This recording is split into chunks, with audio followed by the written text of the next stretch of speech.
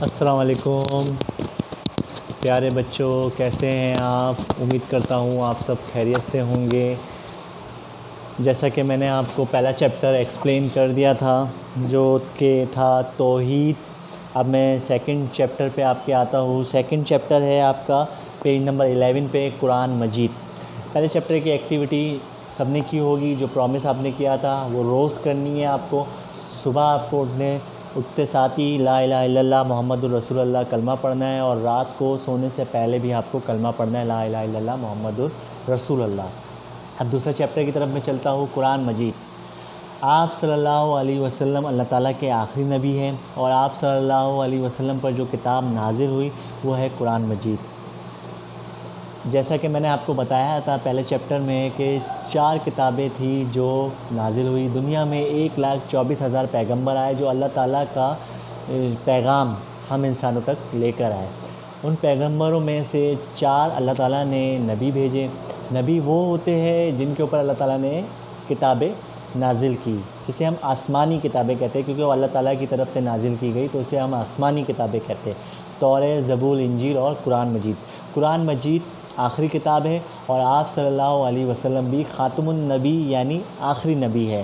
قرآن مجید نازل ہونے میں، یعنی قرآن مجید نازل ہونے میں یہ سب چیزیں آپ یاد رکھیں گے، یہ انشاءاللہ میں آپ کے ٹیسٹ کے اندر آپ سے پوچھوں گا۔ قرآن مجید نازل ہونے میں تقریباً 23 سال لگے۔ کتنے سال لگے؟ 23 سال۔ قرآن مجید عربی زبان کے اندر موجود ہے، یعنی قرآن مجید میں جو لینگویج یوز کی گئی ہے وہ عربی زبان کے اندر ہے۔ قرآن مجید رمضان کے مہینے میں نازل ہوا۔ قرآن مجید رمضان کے مہینے میں نازل ہوا، اور ہمارے پیارے نبی صلی اللہ علیہ وسلم پر قرآن مجید کی جب پہلی آیت نازل ہوئی وہ سورہ علق کی کچھ آیتیں تھیں، اور وہ غار حرا میں نازل ہوئی، اور وہ آیت کون لے کر آئے تھے؟ حضرت جبرائیل علیہ السلام۔ حضرت جبرائیل علیہ السلام۔ اسی طرح مختلف اوقات پہ یعنی اور دوسرے عرصے کے اندر قرآن مجید کی آیتیں آتی گئی، اور آپ صلی اللہ علیہ وسلم کے اوپر نازل ہوتی گئی، اور اس طرح قرآن مکمل ہوتا گیا۔ اور پورا قرآن مکمل کتنے سال میں ہوا تھا؟ 23 سال کے اندر۔ قرآن مجید کے اندر 30 پارے ہیں اور 114 صورتیں ہیں۔ 30 پارے ہیں، جیسے ہماری کاپی میں انگلش کی بک میں آپ دیکھتے ہیں چیپٹرز ہوتے ہیں، اسی طرح قرآن مجید میں 30 چیپٹرز ہیں، یعنی 30 پارے ہیں اور 114 صورتیں ہیں۔ قرآن مجید ایک ایسی کتاب ہے جس کی حفاظت کا ذمہ خود اللہ تعالیٰ نے لیا ہے، یعنی قرآن مجید میں قیامت تک اتنی سی بھی رد و بدل نہیں ہو سکتی۔ جو مالک ہے، جو حاکم ہے، جو تمام کی تمام چیزوں کو، دنیا کے تمام سسٹم کو چلا رہا ہے، وہ خود قرآن مجید کی اللہ تعالیٰ، یعنی کہ اللہ تعالیٰ خود قرآن مجید کی حفاظت کا ذمہ خود لیتے ہیں، اور کہ اللہ تعالیٰ نے خود لیا ہے قرآن مجید کی حفاظت کا ذمہ، تو قرآن مجید میں ذرہ برابر بھی رد و بدل نہیں ہو سکتی۔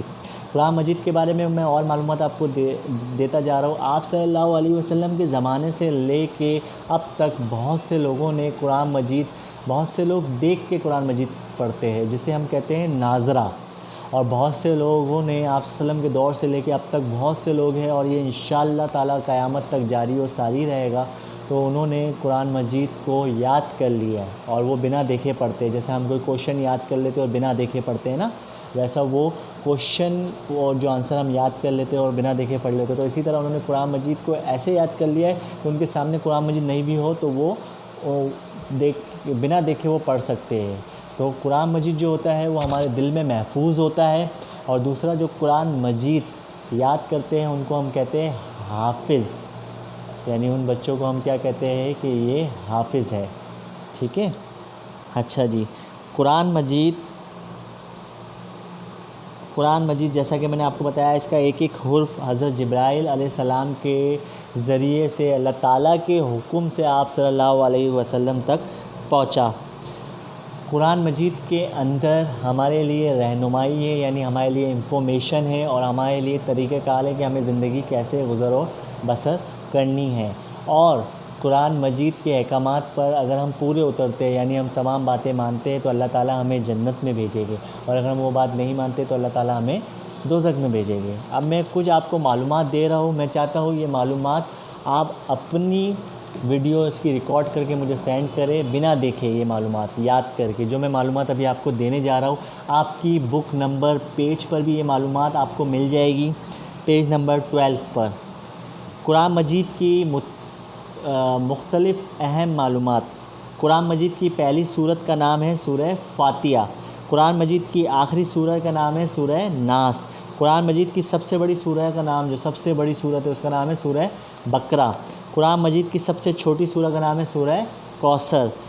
سورہ یاسین کو قرآن مجید کا دل کہا جاتا ہے۔ سورہ یاسین کو قرآن مجید کا دل کہا جاتا ہے۔ قرآن مجید میں تقریباً 700 بار نماز کا ذکر آیا ہے کہ نماز پڑھی جائے۔ قرآن مجید آپ دیکھیں گے تو اس میں لکھا ہوا ہوگا مکی صورتیں اور مدنی صورتیں۔ جو صورتیں مکہ میں نازل ہوئی اسے کہتے ہیں مکی صورتیں، اور جو صورتیں آپ صلی اللہ علیہ وسلم پر حضرت جبرائیل علیہ السلام کے ذریعے اللہ تعالیٰ کے حکم سے مدینے میں نازل ہوئی اسے ہم کہتے ہیں مدنی صورتیں۔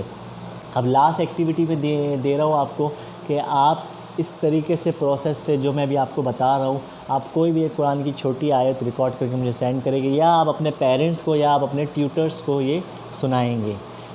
قرآن مجید کے آداب، یعنی قرآن مجید ہم کس طریقے سے پڑھ سکتے ہیں اور اس کے لیے کیا کیا ہمیں توجہ رکھنے کی ضرورت ہے۔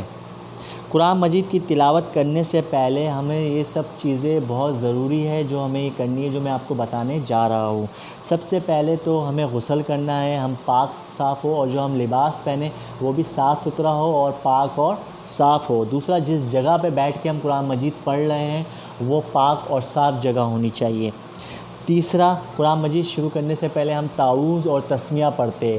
تعوذ آپ میرے ساتھ پڑھیں تمام بچے، اعوذ باللہ من الشیطان الرجیم بسم اللہ الرحمن الرحیم، اعوذ باللہ من الشیطان الرجیم بسم اللہ الرحمن الرحیم۔